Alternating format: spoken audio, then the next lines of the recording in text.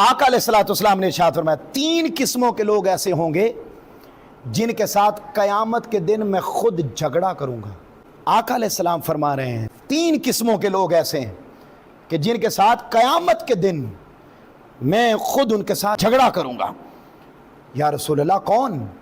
آقا علیہ السلام نے فرمایا پہلا وہ شخص جس نے میرے نام کی جھوٹی قسم کھائی، اس نے وعدہ توڑ دیا، پورا نہیں کیا، فرمایا اسے میں خود جھگڑا کروں گا۔ دوسرا فرمایا وہ بندہ جو تھا آزاد مگر آزاد بندے کو غلام بنا کے بیچ دیا اور پیسہ کھا گیا، سمپل از دیٹ۔ آقا فرما رہے جو ناجائز پیسہ کھائے قیامت کے دن میں اس سے خود جھگڑا کروں گا۔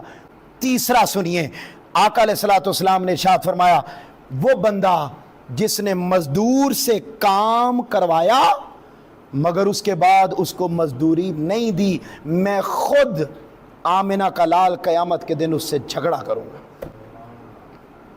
مجھے بتائیے بچے گا کون؟ جس کی مصطفیٰ شفاعت کریں گے یا جن کو آقا علیہ السلام ناراض ہوں گے؟ شفاعت کرنے والے بخشے جائیں گے۔ تو اگر ہم نے شفاعت کا حقدار بننا ہے تو دوستو پھر ہمیں اپنا رویہ کن کے ساتھ اچھا کرنا ہوگا؟ مزدوروں کے ساتھ۔